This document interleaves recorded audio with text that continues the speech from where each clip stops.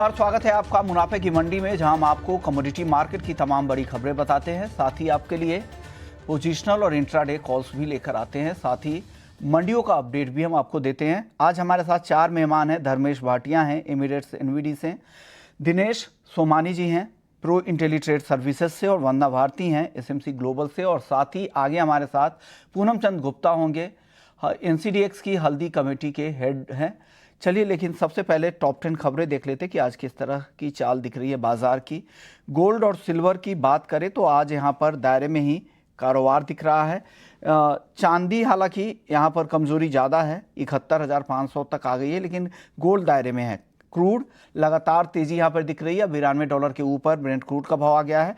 OPEC का जो monthly report है उसमें कहा गया है कि सप्लाई की चिंता है, और 2023 के 24 और 25 में भी यहाँ पर डिमांड ग्रोथ की संभावना है। नेचुरल गैस आज घरेलू बाजार में कमजोरी है, लेकिन नायमेक्स पर तेजी के साथ कारोबार हो रहा है। कॉपर 730 के पास हल्की नरमी, जीरे पर दबाव है, 60,000 के नीचे अब भाव टिक गया है। आज करीब 0.25% तक की गिरावट दिख रही है। धनिया 6,900 के आसपास हल्की तेजी है। हल्दी 2 दिनों की गिरावट के बाद आज यहाँ पर 1.5% तक की तेजी दिख रही है। ग्वारसीड ग्वारगम दायरे में है, 12,300 के आसपास ग्वारगम है। ग्वारसीड है 6,050 रुपए के करीब। चलिए, सबसे पहले क्रूड की बात कर लेते हैं, क्योंकि क्रूड की तेजी लगातार बढ़ती जा रही है। धर्मेश जी, क्या हो रहा है क्रूड में? आप बुलिश भी थे, आपने कहा था कि ये तेजी बनी रहेगी। क्या लग रहा है आगे और कितनी तेजी है, और क्या $100 भी पार कर सकता है क्या ब्रेंट का भाव? देखिए, कच्चे तेल में अगर आप देखें तो कंटिन्यूसली जो तेजी आ रही है ये आफ्टर द न्यूज आई थी, रशिया और सऊदी अरेबिया ने अपने ऑलमोस्ट 1 लाख बैरल की कटौती की है प्रोडक्शन की। उस कारणवश आपको एक सडन स्पाइक देखने मिला था, और प्राइस ऑलमोस्ट $85 से $90 की इर्द गिर्द आके सस्टेन हो रहा है। तो $5 की तेजी आपको ऑलमोस्ट 2 हफ्ते के अंतराल में देखने मिली है। अभी कितनी सस्टेनेबल है ये काफी काफी असमानजनक है, क्योंकि अगर आप देखें आगे के महीने बैकवर्डेशन में चल रहे हैं, जबकि ठंडी का माहौल बढ़ रहा है, नवंबर दिसंबर ठंडी होगा, बट वो भी बैकवर्डेशन में इसलिए चल रहा है क्योंकि इन्फ्लेशन डेटा काफी हाई आने की गुंजाइश है। प्लस अगर कच्चा तेल बढ़ता है तो अगर आप एक्सपेक्ट करिए कि बाकी सारे करेंसी प्लस डॉलर बढ़ रहा है, डॉलर इंडेक्स भी 104 105 की तरफ बढ़ रहा है, तो जो डेवलपिंग कंट्री है यहाँ पे इनको काफी प्रेशर आ सकता है। और स्पेशली इंडिया की बात करें जो कम्प्लीटली कच्चे तेल पे डिपेंडेंट है, तो यहाँ पे आप देख सकते हो कि रुपए में यहाँ पे प्राइस लुढ़क सकता है और रुपया 85 की इर्द गिर्द आके सस्टेन हो सकता है। तो डोमेस्टिक मार्केट में मैं अभी भी बुलिश हूँ। मैं एक्सपेक्ट करता हूँ कि तेजी यहाँ से और जारी रह सकती है। अंतरराष्ट्रीय मार्केट में $91 WTI की बात कर रहा हूँ, मैं एक्सपेक्ट करता हूँ। आज इन्वेंट्री भी है, और अगर इन्वेंट्री में अगर प्राइस कम, ये डेटा कम आता है, तो यहाँ पे और $1 से $1.5 की तेजी आने की गुंजाइश है। तो बाय साइड में रहने की मेरी कॉल रहेगी, और इंट्राडे प्रोस्पेक्टिव से एटलीस्ट 100 से ₹150 की तेजी करंट लेवल से भी आप देख सकते हो। लेवल से 100 से ₹150 तक की तेजी दिख रही है।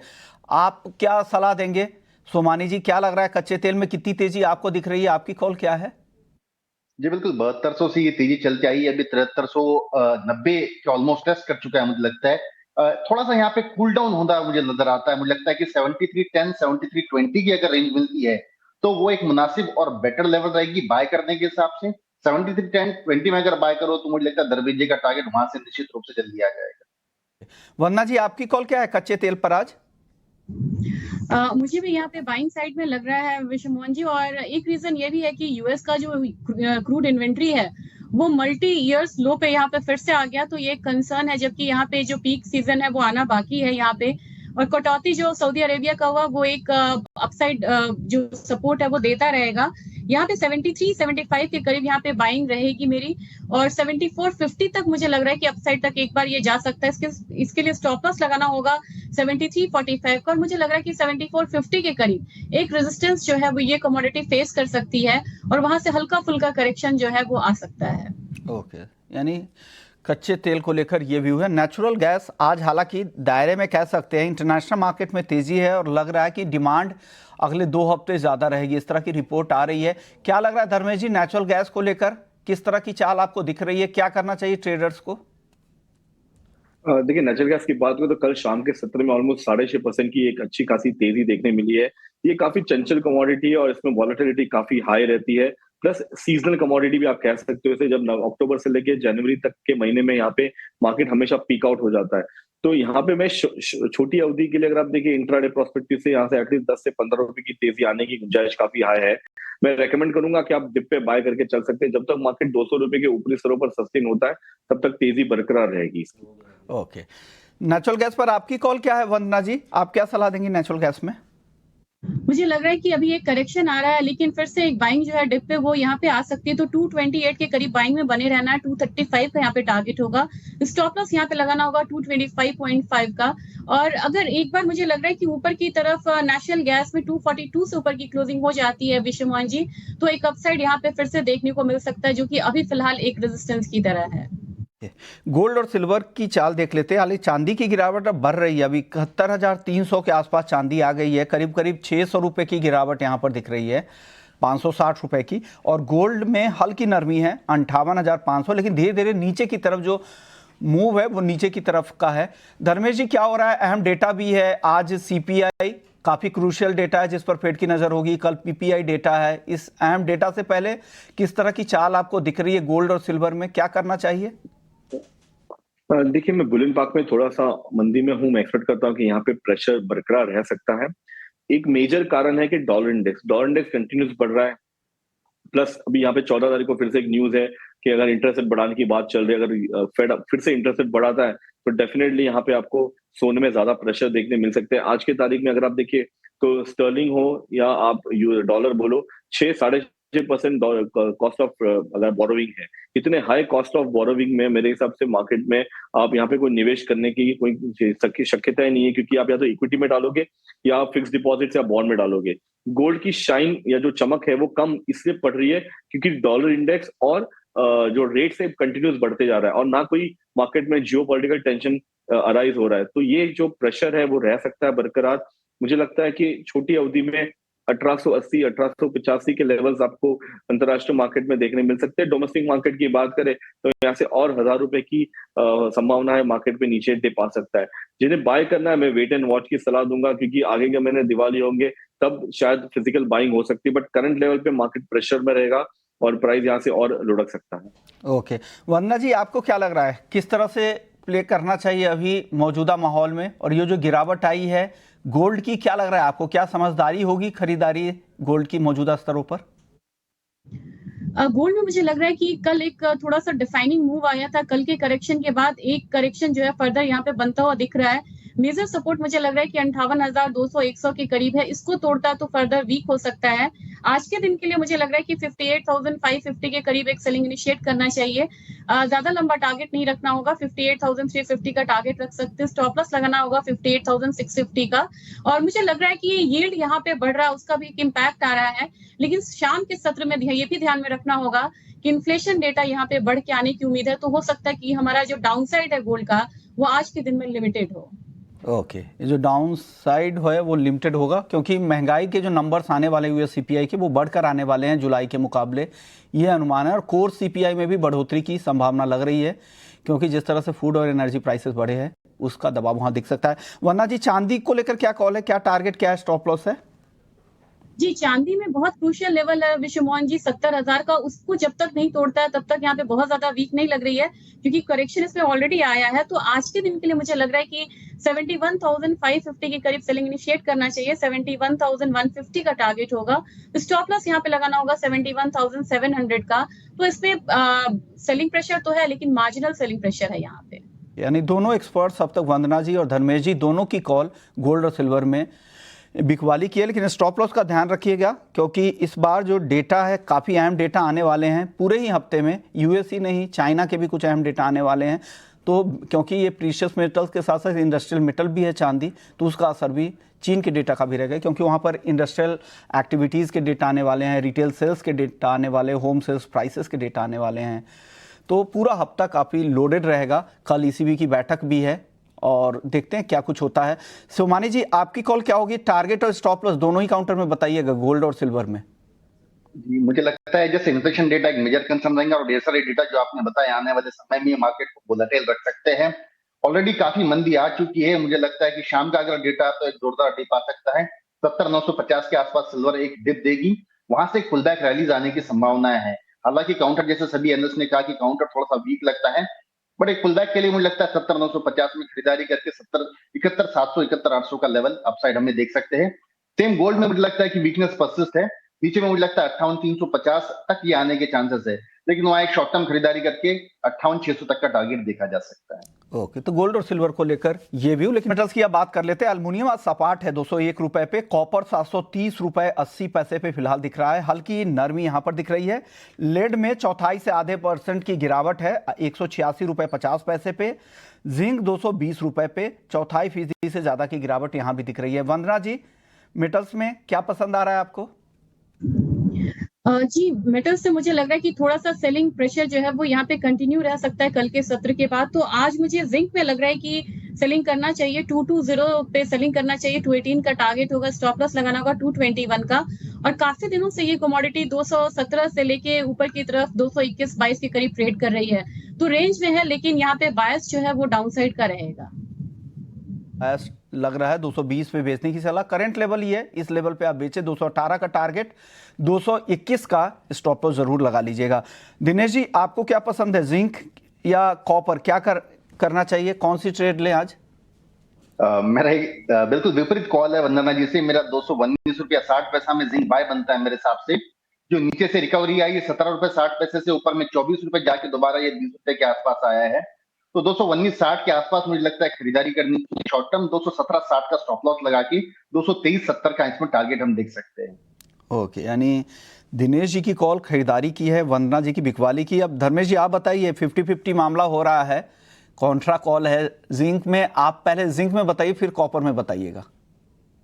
देखिए, मेरी दोनों में बाई की रिकमेंडेशन रहेगी। मैं एक्सपेक्ट करता हूँ कि यहाँ पे एक पुल बैक रैली आने की गुंजाइश है शाम के सत्र में। अगर आप देखिए, प्राइस काफी स्टेबल हो चुका है, ना ही मार्केट में कोई उठापतक है, स्पेशली बेस मेटल की बात करें। बट देखिए, अगर डाउनसाइड रिस्क काफी लिमिटेड है। जैसे ही अगर चाइना रीओपन होता है तो सबसे ज्यादा तेजी आपको बेस मेटल काउंटर में देखने मिल सकती है।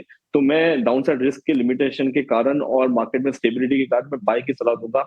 मैं एक्सपेक्ट करता हूँ कि जिंक स्पेशली 2 से 3 रुपया यहाँ से तेजी बना सकता है। और रही कॉपर की बात, तो कॉपर कंटिन्यूसली 720 से 750 के दायरे में ट्रेड हो रहा है।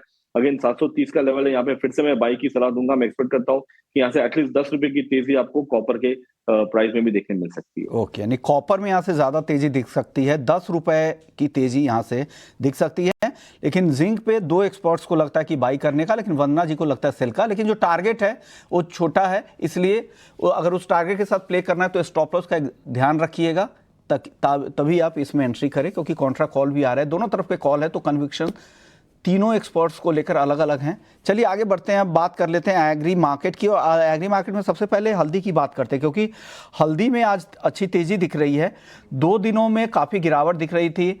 हमने देखा था कि कल भी 3% के आसपास की गिरावट दिखी थी। 14,000 के काफ़ी नीचे हल्दी चली गई थी, आज 14,000 के आसपास है भाव। हमारे साथ पूनम चंद गुप्ता जी हैं, फोन लाइन पर मौजूद है, चेयरमैन हैं NCDX हल्दी कमेटी की। पूनम जी, क्या हो रहा है हल्दी में, ताज़ा खबर क्या है और इतना उतार चढ़ाव क्यों? हल्दी में पिछले 15 दिनों से डिमांड एकदम काफी कम हो गई है, क्योंकि सब घरों में तेजी के कारण हर घर में माल काफी पहुंच गया है। और हर आदमी के दिमाग में पहले अपना जो माल लिया हुआ है उसको बेचने के चक्कर में 15 दिन से डिमांड काफी कम है। और डिमांड को इधर सेलिंग प्रेशर भी डे बाई डे जो है, कि क्योंकि लोगों को काफी मोटा मुनाफा मिल रहा है, डबल से ज्यादा भी मुनाफा मिल रहा है, तो सेलिंग प्रेशर कंटिन्यूस बना हुआ है। डिमांड सप्लाई को देखते हुए सप्लाई काफी ज्यादा है, डिमांड कम है। परंतु जो अभी तक गिरावट आनी चाहिए थी वो अभी यहाँ तक आ चुकी है। अब यहाँ से ले सकते हैं और यहाँ से वापस 1000 से 1500 रुपए की तेजी और जा सकती है, क्योंकि सामने पूरे फेस्टिवल्स हैं और फेस्टिवल डिमांड कंटिन्यूस रहेगी। दुर्गा पूजा की, दीपावली की, दशहरे की, और सामने शादियां भी आ जाएगी। इस हिसाब से यहाँ से कंटिन्यूस डिमांड रहेंगी। यहाँ से 1000 से 1500 रुपए वापस बाजार सुधर सकते हैं। पूनम जी का कहना है कि यहाँ पर आप खरीद सकते हैं हल्दी को 1000 रुपए से 1500 रुपए तक की तेजी आ सकती है। एक पूनम जी की तरफ से। सर, ग्राउंड पर से क्या हो रहा है, किस तरह के आंकड़े सजेस्ट कर रहे हैं डिमांड के अलावा? बाकी अगर स्विंग वगैरह के अब तक के जो नंबर्स आपके क्लियर हो गए होंगे, किस तरह की स्विंग रही है और बाकी और चीजें कैसी हैं वहां पर? स्विंग यहाँ पे करीबन 25 से 30% कम हुई है, क्योंकि हमारे पास स्विंग का जो पीरियड रहता है मई जून या ज्यादा 15 जुलाई तक रहता है। और उस पीरियड में हल्दी काफी नीचे लेवल पे चल रही थी।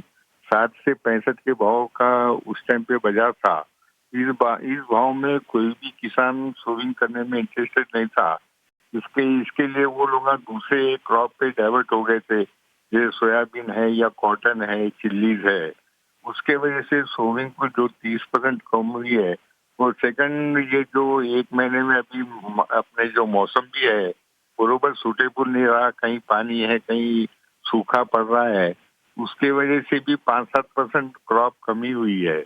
तो ऑल अगर सोचा जाए तो करीबन 30 से 35% क्रॉप कम आएगी। ओके, 30 से 35% तक क्रॉप कम रह सकती है और डिमांड भी पूनम जी कह रहे हैं कि बेहतर है। तो यहाँ से 1,000-1,500 रुपए की तेजी के लिए आप हल्दी खरीद सकते हैं। दिनेश जी, मसालों में आपको क्या पसंद आ रहा है? कोई एक काउंटर चुनना हो तो? जी, सारे काउंटर्स में अच्छा खासा करेक्शन आ चुका है। मुझे लगता है सारे काउंटर्स यहाँ से अच्छे लगते हैं। धनिया सबसे ज्यादा गिरा है। मुझे लगता है धनिया आज 7100 के आसपास अक्टूबर कॉन्ट्रैक्ट निश्चित तौर से बाय किया जा सकता है। मुझे लगता है कम से कम 8 से 10 दिन में इसमें 7400 का लेवल ऊपर देखने मिल सकता है। 61,500 का जीरा अक्टूबर कॉन्ट्रैक्ट बेहतरीन लेवल है, स्पॉट लेवल के ऑलमोस्ट पास ही है। यह भी खरीदारी की जा सकती है। 60,500 का स्टॉप लॉस लगाना चाहिए और 63,400 64,200 का इसमें हम लक्ष्य देख सकते हैं। तो साइमल्टेनियसली हल्दी मुझे लगता है कि 13,770 ये लेवल जो है स्पॉट प्राइसेस के ऑलमोस्ट पास में है। बेसिस डिफरेंस जो बहुत ज्यादा बढ़ गया था ऑलमोस्ट समान आ चुका है। तो जैसे पूनम जी ने कहा कि यहाँ से 1000 की ली जाएगी, मुझे लगता है 14,400 14,500 तक की हल्दी अक्टूबर कॉन्ट्रैक्ट यहाँ से जाना चाहिए। तो मसालों पे बात हो रही थी, हालांकि आपके कैस्टर के कॉल भी चल गए हैं दिनेश जी, इन बात मसालों की हो रही थी। आप सभी को यहाँ पर खरीदारी की सलाह मसालों में दे रही है। वंदना जी, आप भी सहमत है? आपको भी लग रहा है मसालों में आज खरीदारी करके जाना चाहिए, फेस्टिव डिमांड का फायदा मिलेगा? और जिस तेजी की बात कर रहे थे अभी पूनम जी और दिनेश जी को भी लग रहा है खरीदना चाहिए। आप क्या खरीदवा रही है मसालों में आज? बिल्कुल वशुमान जी, बचे हुए 23 में पूरा लाइनअप है डिमांड। एक तो फेस्टिव डिमांड है, विंटर डिमांड आ जाएगा, फिर यहाँ पे वेडिंग डिमांड की भी शुरुआत है। तो मेरे ख्याल से बाइंग जो है वो कंटिन्यूअसली बनी रहेगी। हल्दी में मुझे लग रहा है 13,900 के करीब बाइंग करनी चाहिए। 14,200 का टारगेट होना चाहिए। स्टॉप लॉस लगाना होगा 13,750 का। साथ में मुझे कोरिएंडर में भी लग रहा है कि बाइंग जो है कंटिन्यू रहनी चाहिए। निचले स्तर से बाइंग रिटर्न आ सकती है। 7100 एक लेवल क्रॉस होता है तो यहाँ पे बाइंग करे। 7350 का मुझे लग रहा है कि यहाँ पे टारगेट होना चाहिए कम से कम। स्टॉप लॉस लगाना होगा 7,000 के करीब का। 7,350 के टारगेट के लिए धनिया और हल्दी 14,200 के टारगेट के साथ खरीदारी की सलाह। ग्वार की बात कर लेते हैं। दिनेश जी, क्या लग रहा है ग्वार में क्या हो रहा है? आज बहुत ही सुस्त है। क्या कब से अब बड़ी तेजी की संभावना लग रही है आपको ग्वार में? क्योंकि खबरें तो उसी हिसाब से माहौल तैयार हो रहा है कि यील्ड को बहुत नुकसान हो रहा है, फसलें खराब है। ऐसे में क्या लग रहा है किस तरह की चाल रहेगी और कब बड़ी तेजी उस तरह की आएगी? बिल्कुल विश्वमोहन जी, फंडामेंटल में कोई बदलाव नहीं है। फंडामेंटल एज इट इज ही है, मतलब निरंतर डिमांड है और जो फसलों को नुकसान है वो बहुत अधिक मात्रा में है। बारिशें बहुत ही कम हुई हैं, लेकिन हमें ये भी देखना चाहिए कि 5300-5400 की गुआर ऊपर में जाके 6600 बिकी है। एक 25% की तेजी आई है, तो एक 5-7% का करेक्टिव फेज ये मार्केट के लिए बहुत अच्छा है। 6110 120 अगर गुआर आती है अक्टूबर कॉन्ट्रैक्ट, तो मुझे लगता है वहां से 6350 6370 का टारगेट अपसाइड में देख सकता है। एक डिप का वेट करना चाहिए इवनिंग सेशन तक। मुझे लगता है निश्चित तौर से एक डिप आएगा। खरीदारी करके वहां पर मुझे लगता है अपसाइड में 6350 तक देखना चाहिए। 350 तक के टारगेट के लिए आप वेट कर सकते हैं, लेकिन खरीदारी का लेवल है, एक कदम पीछे आएगा फिर 3 कदम आगे जाता है। इस तरह की चाल ग्वार में हो रही है। लेकिन चलिए अब देख लेते करेंसी मार्केट का। धर्मेश जी, क्या लग रहा है 83 के आसपास वापस से डॉलर के मुकाबले रुपया जा रहा है? हालांकि आज सपाट है, क्या लग रहा है फिर से 83 के ऊपर जाएगा रुपया? देखिए, मुझे लगता है कि काफी हाई प्रोबेबिलिटी है और संभावना है कि प्राइस की गिरावट जारी रहेगी, स्पेशली रुपए की बात करें। क्योंकि अगर आप देखें रुपए के बास्केट को छोड़ के बाकी सारे एशियन करेंसीज आप देखें तो काफी पिटी हुई करेंसीज है, बट रुपया इतना करेंसी पिटा नहीं है क्योंकि इंडिया की इकोनॉमी काफी स्ट्रांग है और डेटा काफी स्ट्रांग आ रहा है। बट नो डाउट अगर कच्चा तेल बढ़ता है जिसका मेजर योगदान ट्रेड डेफिसिट को है, प्लस अगर सोना मार्केट फ्लैट रहता है तो यहाँ पे कहीं ना कहीं आपको रुपए में गिरावट देखने मिल सकती है आने वाले समय में और फिर से ये 84-85 की तरफ बढ़ सकता है। तो मैं रेकमेंड करूंगा कि आप डॉलर बाय करके चल सकते हैं और अपसाइड आपको एटलीस्ट 1 से 1.5 रुपए की गिरावट रुपए में आने वाले समय में देख सकते हो, specially on the expiry of November December. Okay, शुक्रिया धर्मेश जी आपका डॉलर रुपये पे अपनी राय देने के लिए, और दिनेश जी आपका भी और वंदना जी आपका भी बहुत बहुत शुक्रिया। लेकिन जाते जाते